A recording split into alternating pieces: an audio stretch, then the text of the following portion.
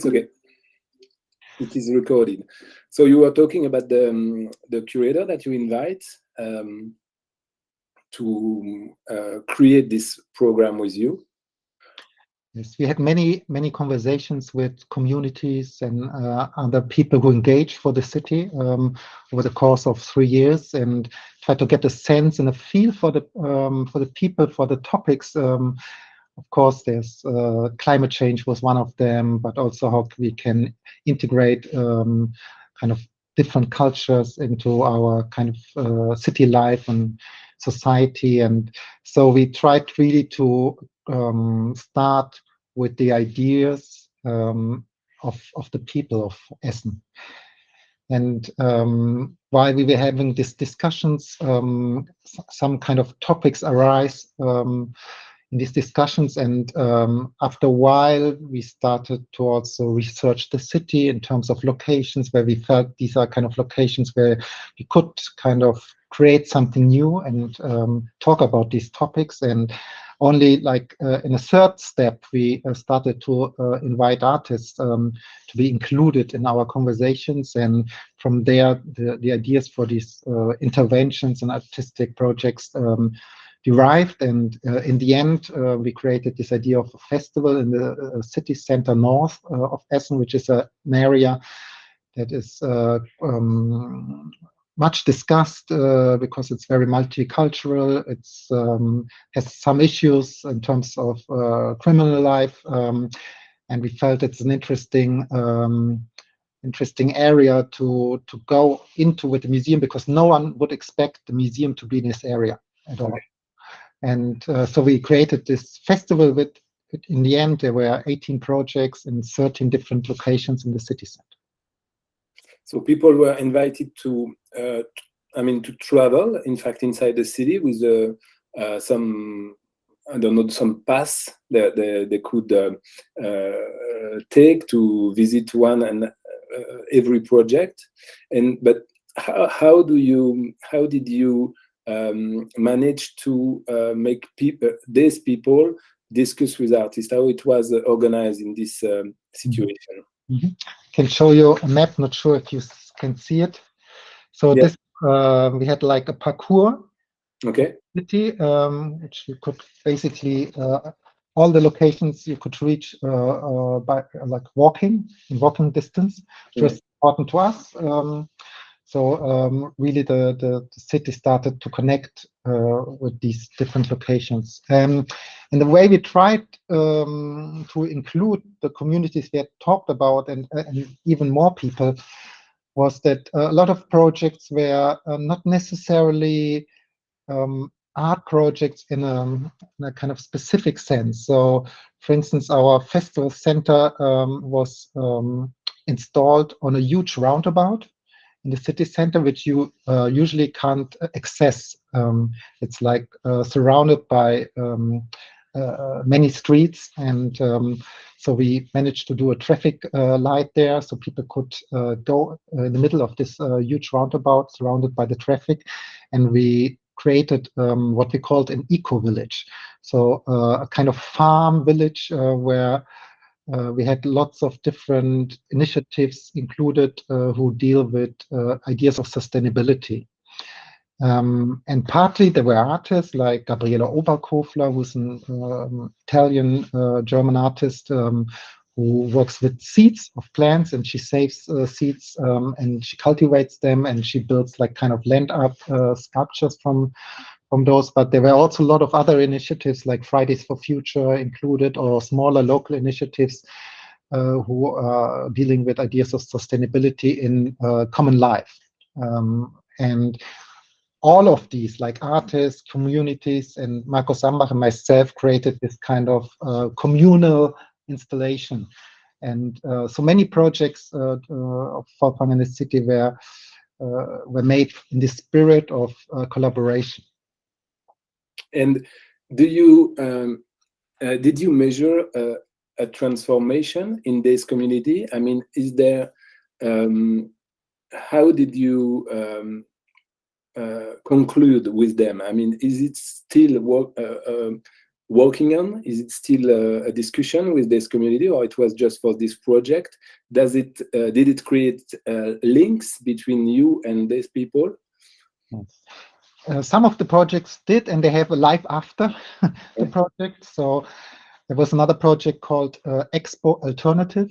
This was a kind of, you could almost call it a fair of local initiatives that we installed in a former bicycle shop, a huge kind of retail area that was deprived, and we invited different initiatives to present themselves there, and this became a kind of a working lab over the course of the festival, and lots of events took place, and even some events that we hadn't planned. So sometimes when I dropped into the space, there was a new community or another initiatives doing something there, and said, oh, how come this was not even planned by us? So it got kind of certain dynamics arose from this. And this is a space, for instance, we are talking to the city council at the moment that we would like to keep, because we really feel that there's a need for such kind of open spaces in the heart of the city to discuss how the city is going to develop further over the course of the next years. So this will have a life after the project, or there's another project where we created urban gardening with local community, and there was kind of installation by Atelier Le Balto, who are kind of landscape architects / artists. They had done this in 2017 for the Green Capital Essen.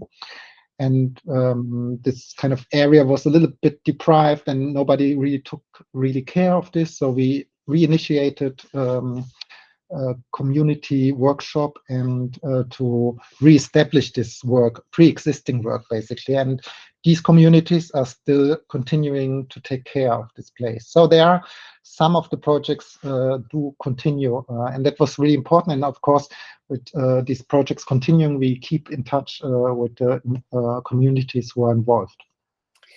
For the public, the beginning of the parcours was at the museum, or there was no beginning? In fact, people can start from a point or another. How was it working?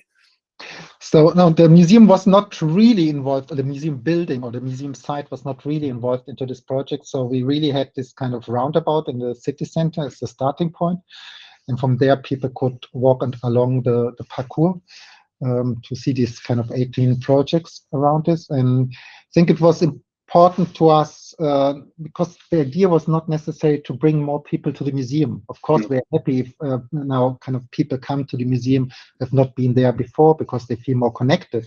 And we did a little kind of research so people could answer a questionnaire. And I think 8 from 10 people who we asked said, okay, in future they will come to the museum, and they hadn't been there before. So it's an interesting side effect. But in principle, the idea was to bring the museum to the people, because we feel, okay, if we want to be a museum of the future, we should really kind of approach the people in their immediate living surrounding, and not only expect them to come to the museum. So it was not a marketing project to bring more people, more audiences to the museum, but really to bring the museum to the people. And therefore, we really started the project with this kind of festival center in the heart of the city. But for people, I mean, when you first get contact with them, it was not, I guess, it was not easy for them to understand that a museum can be the kind of can make such a festival, because people in general, they think that in a museum you see paintings, you see installation, you see sculpture, but the role of a museum is not generally to go outside and to live in the living. I mean, to do something in the city. So how they were reacting, and how did you contact them clearly? Mm-hmm. It was interesting because as soon as you leave the museum with art projects, of course, everything is in discussion. So you don't have this kind of safe space of the museum anymore. And if you work in the public realm, everyone has an opinion about this. We had a project by Volker Körberling, who's a German artist working with sheep. And she had this kind of sheep installation with living sheep in the middle of a kind of green area in the city center. And of course, this evoked a lot of conversations, discussions about how can you dare to work with living sheep in in a city environment. So everyone started to discuss, which was quite interesting. And I think it was important for this project to have a few works that have a lot of visibility, because when we started the project with a lot of conversations, it was of course very interesting, but it was a conversation between us, Markus Sambach, myself, and the communities. And of course, the public is limited within these conversations. And at a certain point, we had this issue to think about how can we create visibility to this dialogue.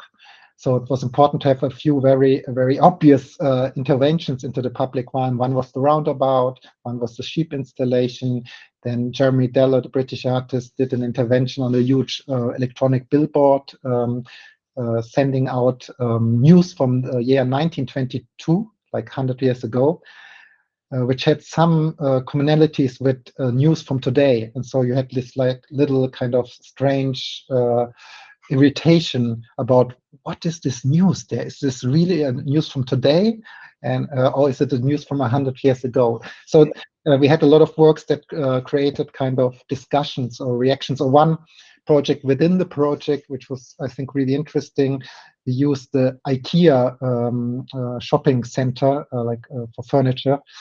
And they have this kind of displays of furniture, and so we included works from our poster collection into these kind of settings, furniture settings. So, and throughout these 10 weeks of the project, I heard that I think IKEA had 200,000 visitors, like clients, basically. But of course, as we had in almost every kind of furniture setting, there were works included from our collection. You could say that all these people had to kind of see it and in a way react to it. So I think these kind of, we tried to find some places where we had a huge audience that would not necessarily come to see an art project, but kind of just happen to be there and be confronted with some kind of artistic intervention. Yeah. So you mean, in fact, it's a surprise for them. It's like going for they have a reason to go to a place, and then art is present, in fact, and it appears in their life. How, for example, for this project with IKEA, did you work with the director of the shop? How, and it was okay for them? They were open to this project. How it worked? Yes, they were very supportive. Of course, in this case, we had to work with them because you can't just walk in and exchange like the decoration with artworks or posters even. And of course, we collaborated with them in this case, and they were really supportive and open to it. On the other hand, it was interesting to learn that behind each furniture setting of IKEA, there's a storyboard. I'm not sure you knew about this, but they really come up with kind of storyboards of biographies, basically, of people who would live in these furniture settings. Mm. So while we were talking with them, even though they didn't give us the real storyboards, they gave us some kind of hints what the story of the life of this person would be in these settings. And so we tried to react to these stories with kind of selecting works from our poster collection. Okay, it's funny. And what about for example, the government representatives? How did you work? Did you work with them, and how it was received from, politicals in general? Yeah, of course, we had to work closely with the local authorities, because once you go into the public realm, there's so many restrictions and conditions, and you have to apply for certain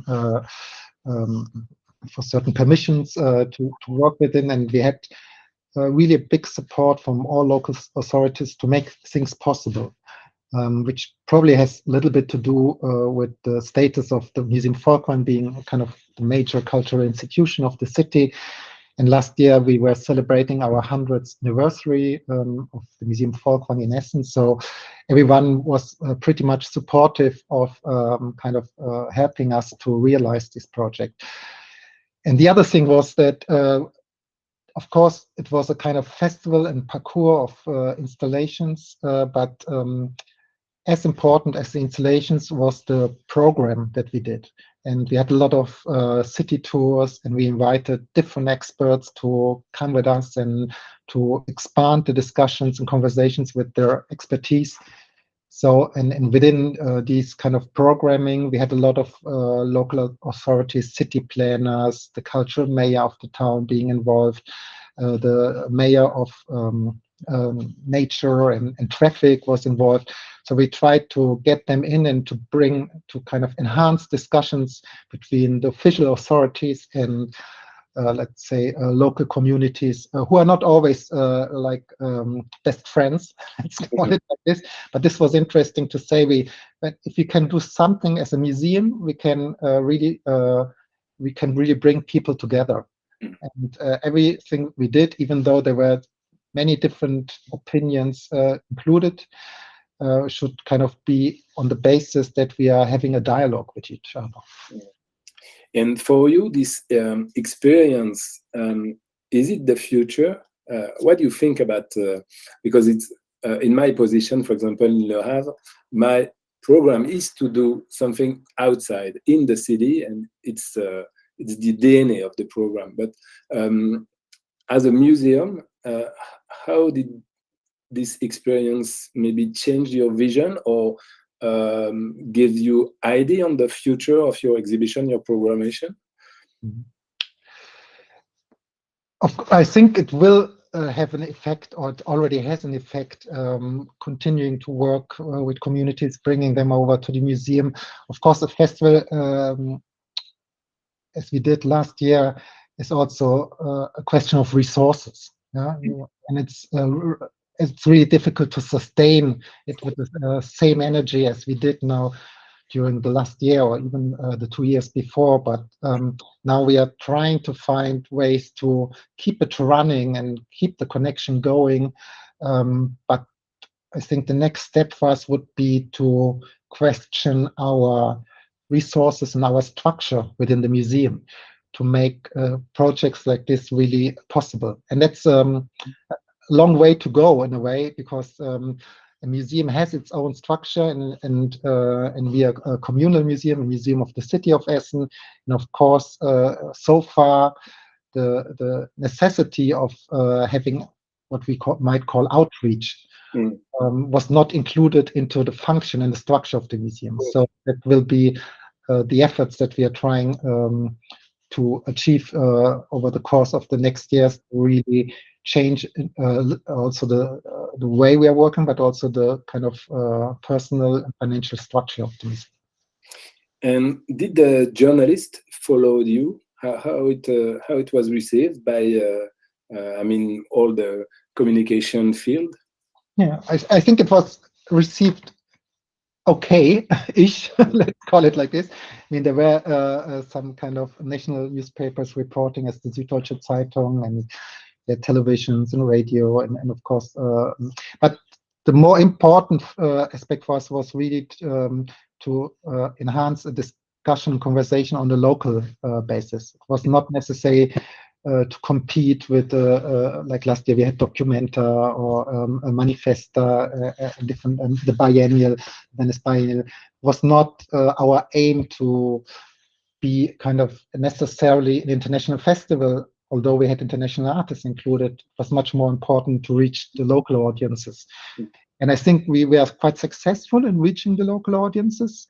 Interestingly enough, I would say the other aspect was to bring our traditional audiences, a more kind of academic audience from the museum, into this part of the city center and to engage themselves with the people living there and working there.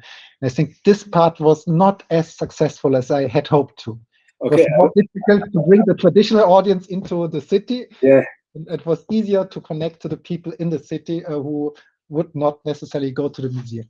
I wanted to ask about that because I guess that you have a community inside the museum. I mean, maybe people who are familiar with culture and so on. And how do they receive this project? It was not so easy. It was not so evident. It was not that easy, I would say. I mean, the people who came, I think they were really fascinated, and I think they really learned, and I hope that it changed their perspective on this part of the town where we were in.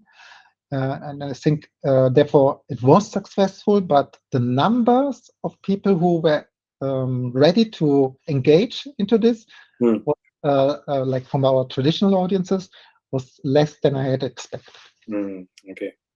And it's interesting because we see that the museum can be like a node to connect these people, because in fact they don't, I mean, there is a social role for the museum, and what you did in a way is also to bring these people who are familiar with travel, culture, and so on. You bring them inside the city where maybe they've never been, in fact.